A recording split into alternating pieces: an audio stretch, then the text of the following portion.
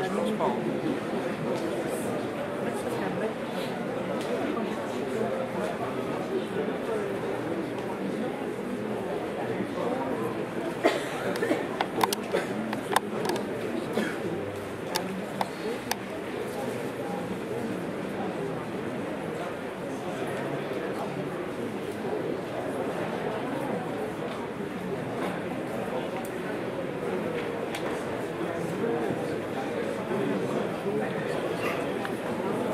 Bonjour à tous, merci d'être venus apprendre à planter une boîte.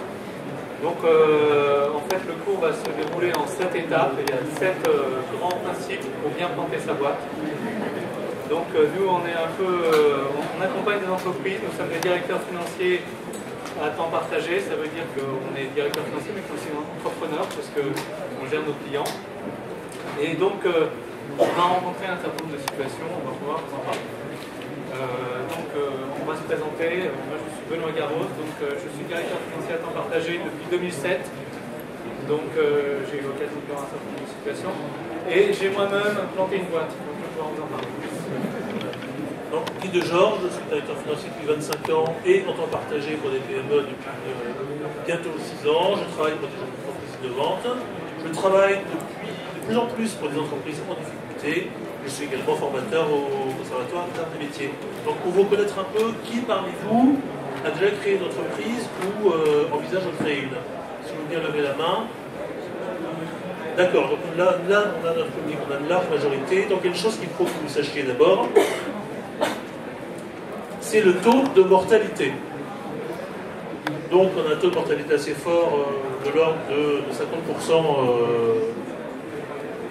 dans les 5 ans. Donc quand on voit ça, la première chose qui vient à l'esprit, c'est de se dire 5 ans c'est long.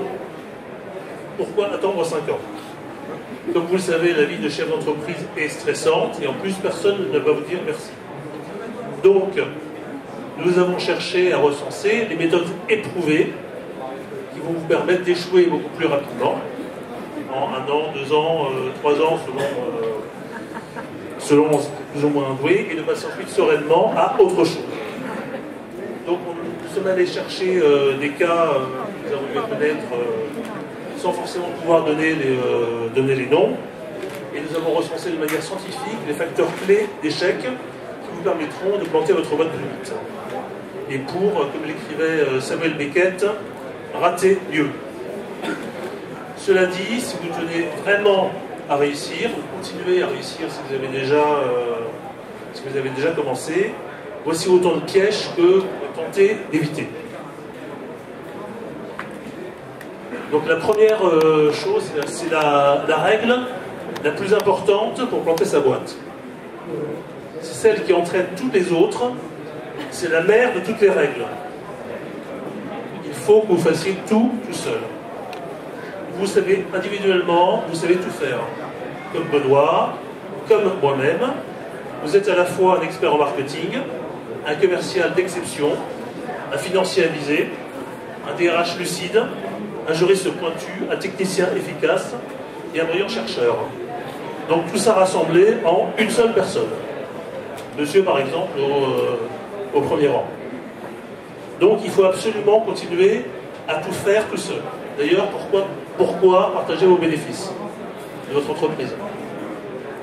Aucune raison. Ok.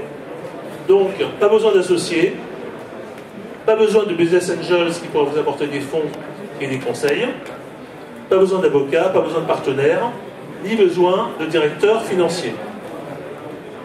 Éventuellement, vous pouvez vous dire que vous pouvez vous concentrer sur les facteurs clés du succès, la création de valeur de l'entreprise, donc vraiment définir quel est le produit, votre cœur de métier, comment le vendre, quel est votre marché, voir qu'il est bien produit, bien vendu, et déléguer le reste. Non. Allez uniquement vers ce qui vous fait plaisir. Le plaisir, c'est plus important. Et ne déléguez pas le reste. Donc, et surtout, ne restez pas à cette conférence. Bon, si vous restez, on va partir au conseil numéro 2.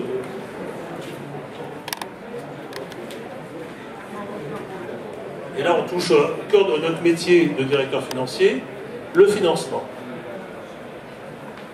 Deuxième règle, il faut oser le capital zéro. Notre ennemi à tous, c'est la finance. Donc, démarrer avec un capital de 1 000 €, ça suffit amplement. Pourquoi faire plus? Premièrement, vous créez un produit, votre chiffre d'affaires va décoller si vite que premièrement, vous n'aurez pas à financer de période de perte, de période de démarrage.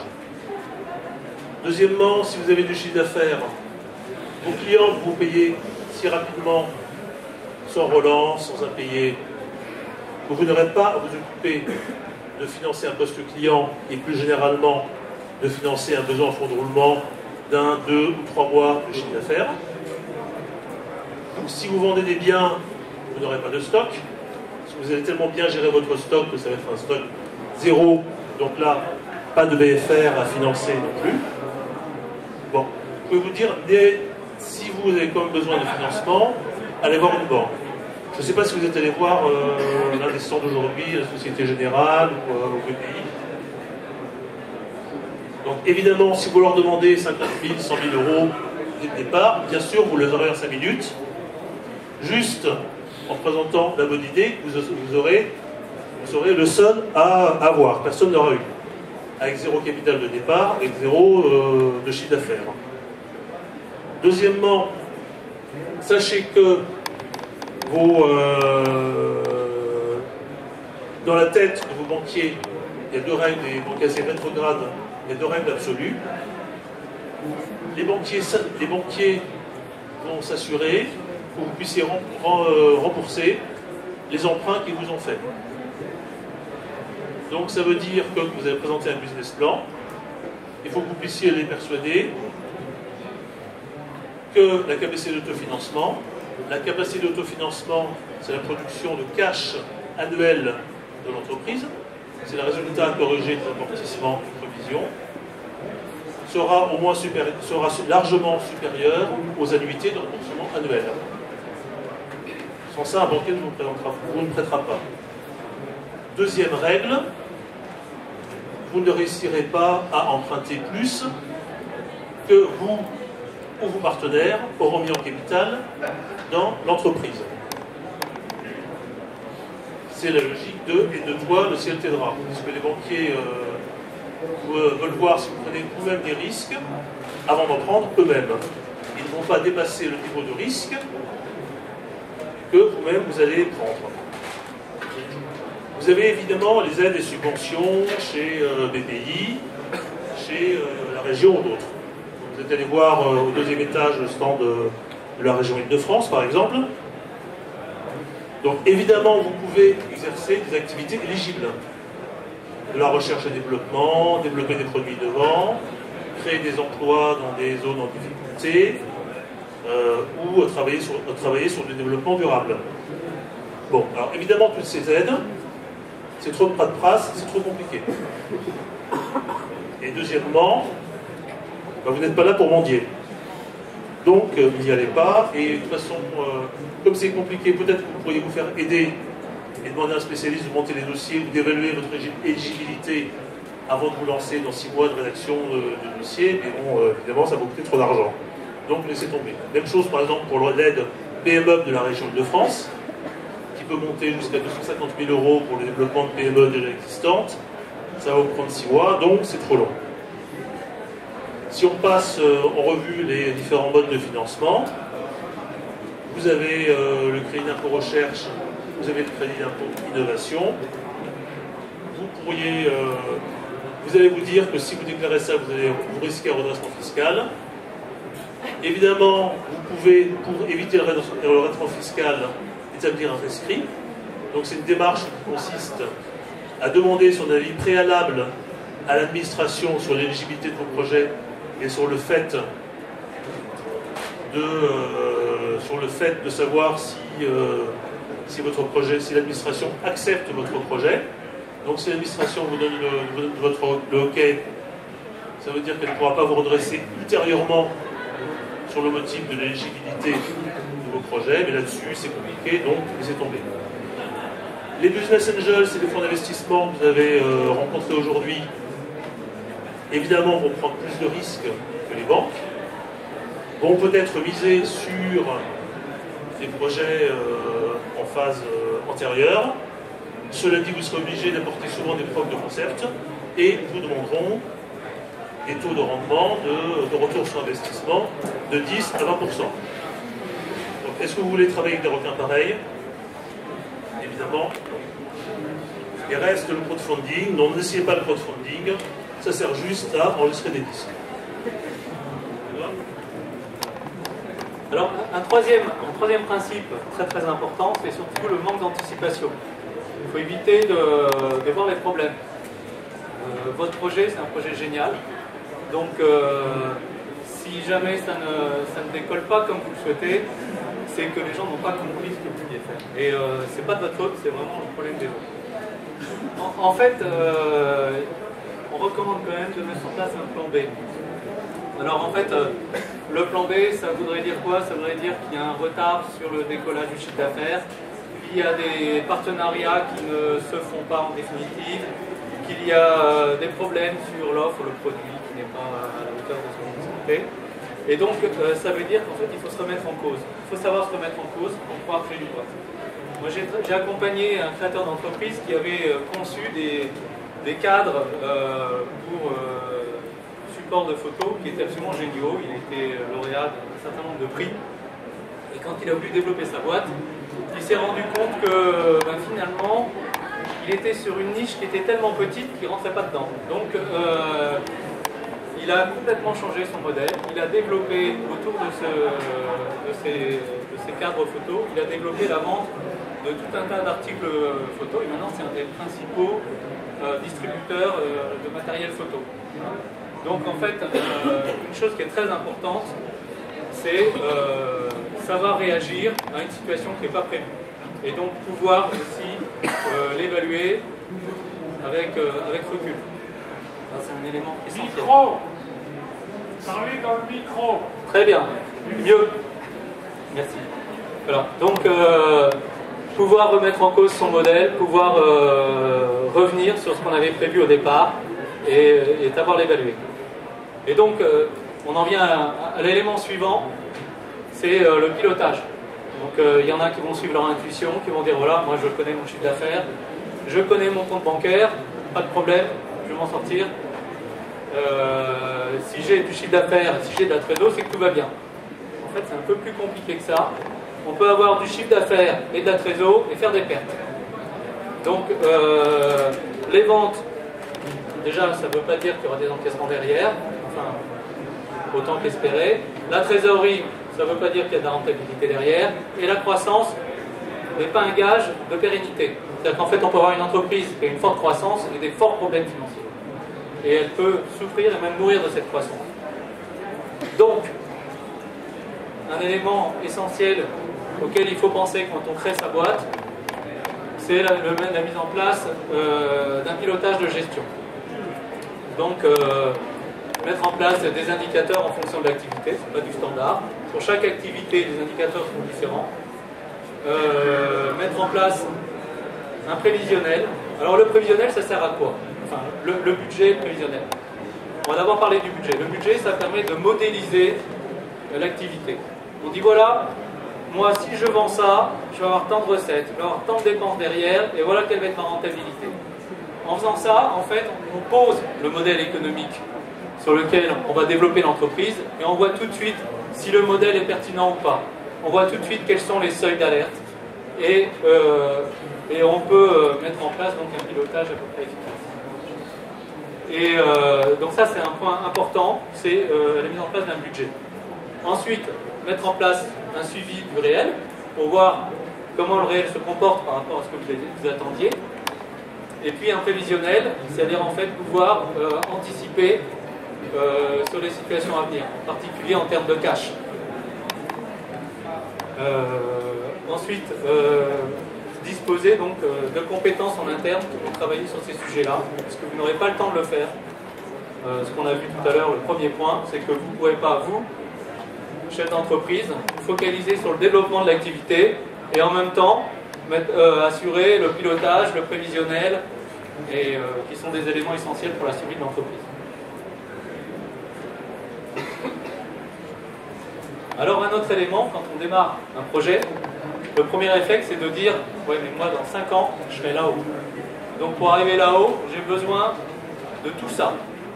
Et en fait avant d'arriver là-haut, ben, on commence ici. Et acheter tout ça quand on commence ici, c'est très dangereux. En fait moi j'ai eu une expérience d'entreprise où on avait un décollage qui a été très lent. Et en fait, on avait besoin d'investissement et on s'est rendu compte qu'en fait, on a été pénalisé par un certain nombre d'éléments. En particulier, les contrats, les baux par exemple. Les baux d'entreprise sont très contraignants pour l'entrepreneur. Donc, il faut absolument bien évaluer le besoin et être certain qu'on va pouvoir honorer les loyers. Les investissements, c'est un élément aussi clé, et les frais fixes.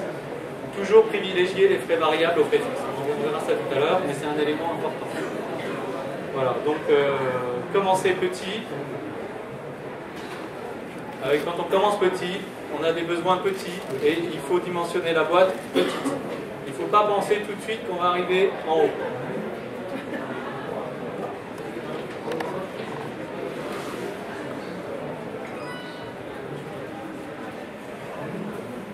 Donc, sixième règle, même si vous n'avez pas suivi nos... vous m'entendez bien? Même si vous n'avez pas suivi nos conseils, vous risquez de vous trouver confronté à des difficultés financières et ne pas pouvoir honorer comme prévu vos engagements. Que ce soit des emprunts bancaires, des dettes fiscales et sociales, ou des dettes fournisseurs. Donc face compte tenu de la conjoncture, depuis 6 mois, j'ai eu affaire parmi mes clients à 4 situations de difficulté qui n'étaient pas tendues à des erreurs de gestion, mais à des chiffres d'affaires qui baissaient compte tenu d'une demande atone, une demande en forte baisse par rapport aux années précédentes.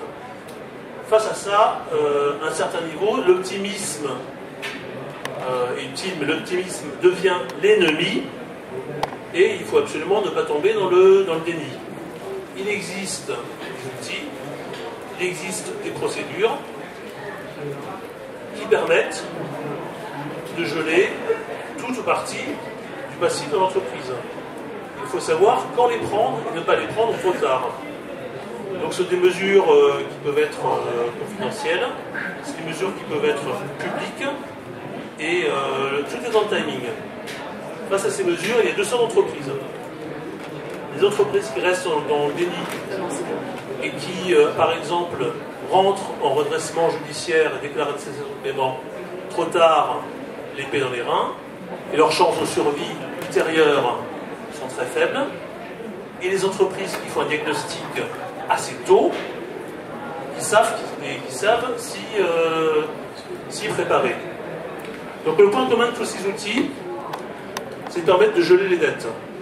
Là, on va du plus soft au plus dur, au plus souple au plus contraignant. On peut organiser avec ses banquiers le report de certaines échéances avec la médiation des crédits. Et donc c'est une démarche amiable, une démarche gracieuse. Pour la médiation des crédits, joue les intermédiaires, mais tout le monde autour d'une table pour pouvoir discuter du report que les banques peuvent ou ne peuvent pas accepter. Ça marche dans 60% des cas. On peut saisir la CCSF, qui est la commission des chefs de service financiers, donc qui a pouvoir d'organiser des délais de paiement pour les URSSAF, pour la TVA, pour d'autres dettes fiscales. Après, on tombe sur des procédures sous l'égide du tribunal de commerce, où le tribunal de commerce désigne des médiateurs qui sont souvent des administrateurs judiciaires et qui obligent les principaux créanciers de l'entreprise à négocier avec vous des reports. Donc là encore, on est dans des procédures confidentielles. Et les dernières mesures, mais il faut savoir les prendre. Donc ça peut être soit une sauvegarde,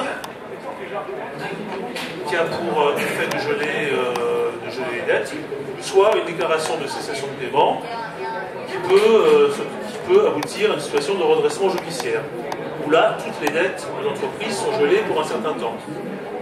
Alors, ce qu'il faut savoir, c'est qu'une cessation de paiement, ça ne veut pas dire évidemment que l'entreprise arrête de se fonctionner, surtout si elle s'y est préparée.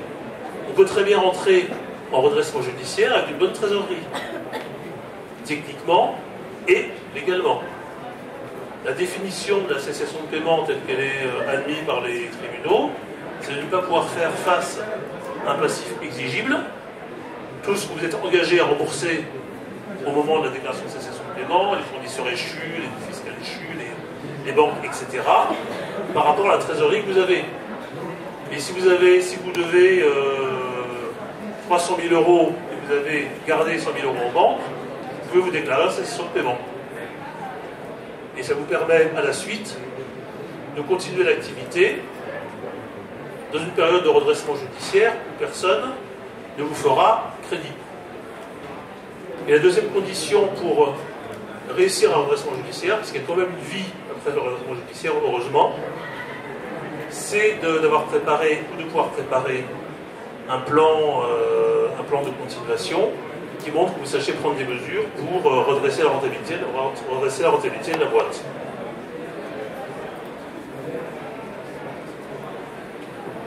Donc le dernier point, c'est apprendre à accepter l'échec. Donc en fait, en France, on a du mal à accepter l'échec culturellement. Quand on lance un projet, d'abord on est persuadé que le projet qu'on lance est excellent. Donc on a du mal à accepter le fait qu'il est certainement très bon, mais il n'a pas marché. Et puis il y a un lien affectif avec le projet. On y a mis de l'argent, on a passé du temps, voilà. Et donc arrêter, c'est difficile. Et dire bon ben maintenant, là cette semaine, je vais aller au tribunal de commerce et puis c'est fini, je vais arrêter l'activité. C'est très dur. Moi j'ai vécu ça en fait. C'est-à-dire qu'en fait, la société qu'on avait développée n'était pas suffisamment rentable, on ne pouvait pas la financer. Et donc, on s'était dit, bon ben, vendredi, on va au tribunal de commerce. Et puis, coup de chance, mercredi, on a retrouvé un repreneur et s'en est débarrassé. Mais voilà, et donc, en fait, derrière ça, derrière ces expériences-là, en fait, ce qu'on voit, c'est que un échec, ça n'empêche pas de rebondir derrière. Moi, cette entreprise, j'ai pas pu la porter jusqu'au bout. Il y a quelqu'un d'autre qui a repris le relais. Voilà, tant mieux pour lui. Et j'ai pu faire des choses extraordinaires derrière. Et je suis très heureux d'avoir eu cette expérience.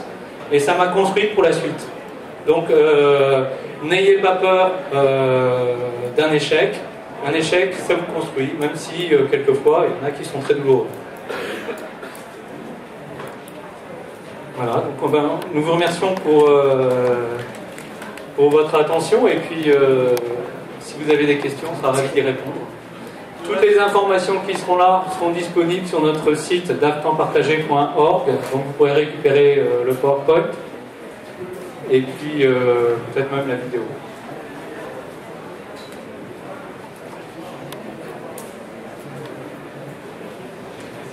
Est-ce que vous avez des questions sur tel ou tel point de ces règles? Oui, bonjour. Julien Crozet, j'ai une société de chauffeurs. J'ai été mis en redressement judiciaire il y a 2 ans, suite à une escroquerie que j'ai subie. J'ai pas pu payer en temps l'URSSAF et toutes ces choses-là. Et évidemment, redressement judiciaire, c'est mort pour les crédits. On fait quoi concrètement? Parce qu'on entend parler de millions partout. Moi, j'ai des clients, j'ai des voitures, mais il n'y a aucune banque qui finance. Donc comment on fait quand on est en redressement judiciaire pour sortir de ça, pour avoir des financements et pouvoir continuer à se développer sans être obligé de demander 50 000 euros à un ami, 100 000 euros à mémé, ou voilà ce genre de choses. Vous êtes en continuation? Oui, j'ai déjà payé la première annuité l'année dernière, là ça va être la deuxième, c'est un plan de continuation de 8 ans. Le redressement il est sur 100 000 euros, clairement il est sur du contrôle d'URSSAF, contrôle de TVA. Donc on sait bien que c'est excusez-moi le terme, du racket organisé, c'est comme ça. Donc voilà, c'était pas des cotisations en retard, c'était pas des impayés dus à des gens parce que j'ai pas pu les payer, c'est vraiment voilà, c'est du contrôle d'URSSAF, contrôle de TVA, ça tombe sur la tête, soit on paye, soit on est en redressement judiciaire. Donc comme je dis souvent, si on était en Russie par exemple, ben, c'est du racket, mais c'est un coup de calache. En France, c'est doux, c'est tranquille, c'est fait avec les impôts.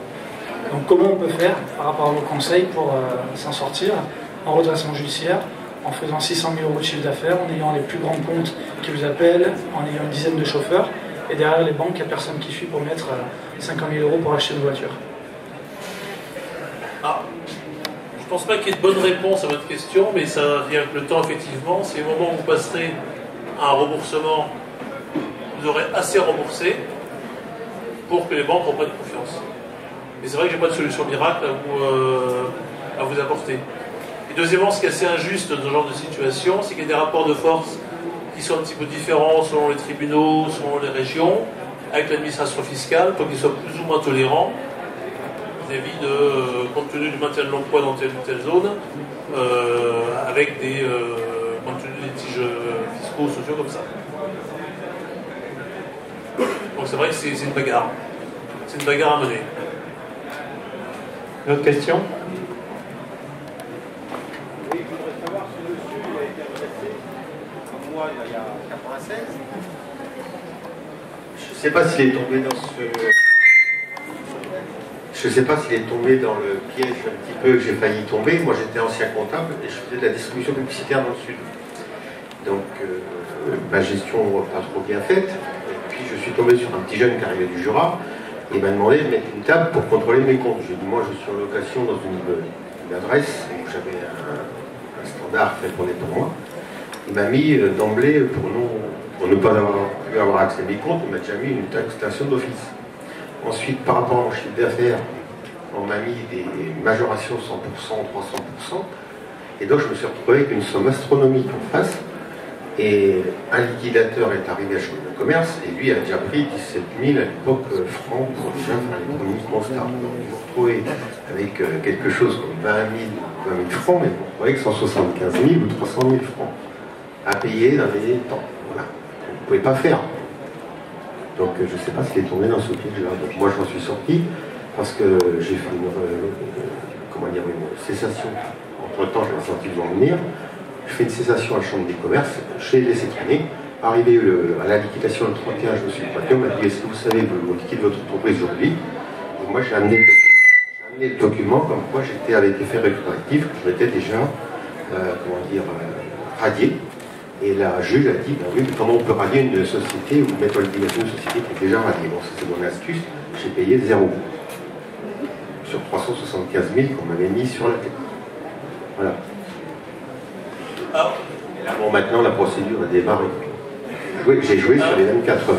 C'est toujours facile de refaire un match, mais on dit qu'un bon arrangement, ça vaut mieux qu'un mauvais procès. Dans ce genre de situation, il vaut mieux prendre un bon conseiller fiscal dès le départ, parce que sinon le rapport de force va être injuste, comme dans votre cas. Donc il faut effectivement payer cher un conseil fiscal dès le départ, ça évite des coûts qui seront, hélas, bien pires après. Le système, on prend le chiffre d'affaires, l'autonomisation, et après, on dira, on remboursera, on fera les comptes. Et en général, on vous rembourse rarement sur le site. C'est vraiment... Une autre question?